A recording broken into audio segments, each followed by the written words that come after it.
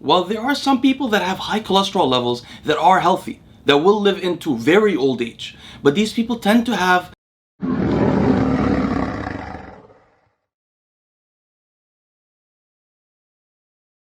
Hello friends, I made a recent video on how to protect yourself from the kind of heart disease that develops with plaque, the kind of heart disease that caused Cali Muscle to recently have a heart attack. In making that video, I failed to realize, of course, that a lot of subscribers watching the video haven't been watching my videos for very long and therefore may not have heard some of our earlier discussions about how genetics affect how cholesterol affects heart disease.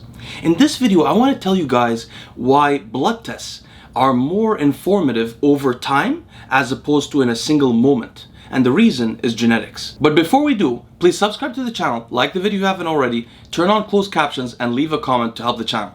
Now let's get started. I want to give you guys two examples of what I'm talking about in this video in order to make clear that the number you have in a blood test only matters within our understanding of your genetics. And because most doctors and other people don't know your genetics, that number really mostly matters as it changes over time.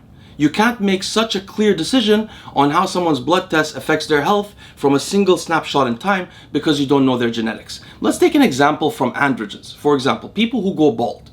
Men who go bald know that the reason they go bald is because of the levels of testosterone and dihydrotestosterone in their body, mainly dihydrotestosterone called DHT.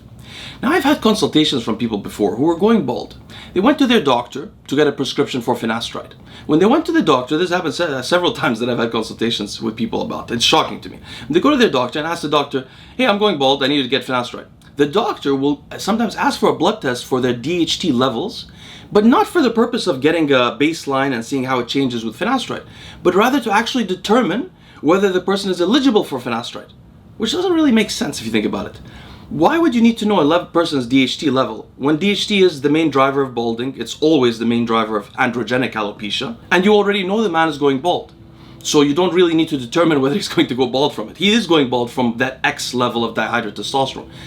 But that level of dihydrotestosterone may not cause me to go bald. Why?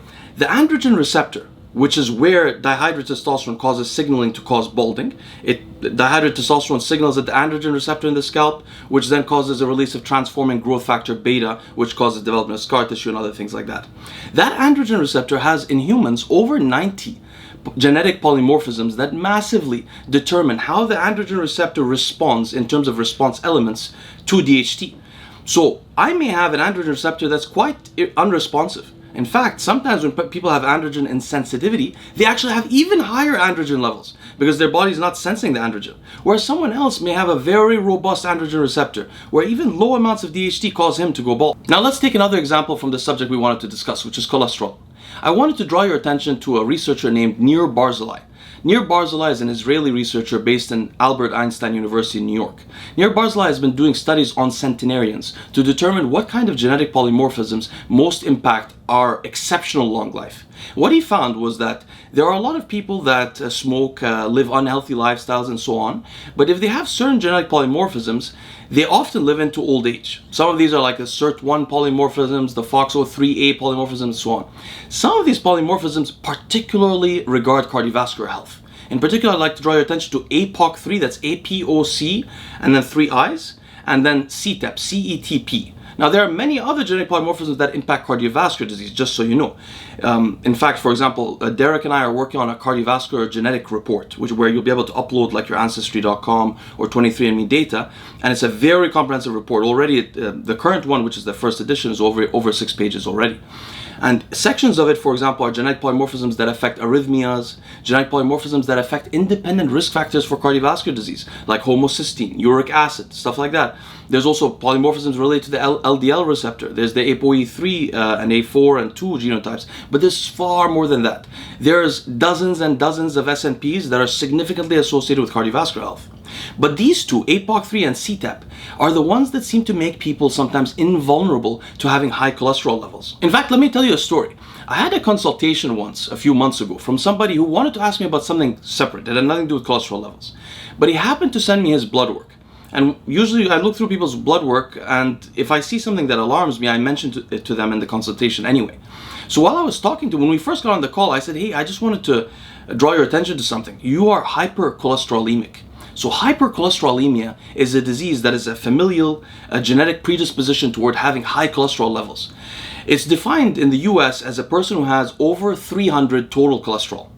This guy had, if I remember correctly, like 350 or 400 total cholesterol, over 200 LDL cholesterol, and it was very high. So I spoke to him and told him, you're likely progressing rapidly toward a cardiovascular death. You likely are developing plaque rapidly and have been for the last several years.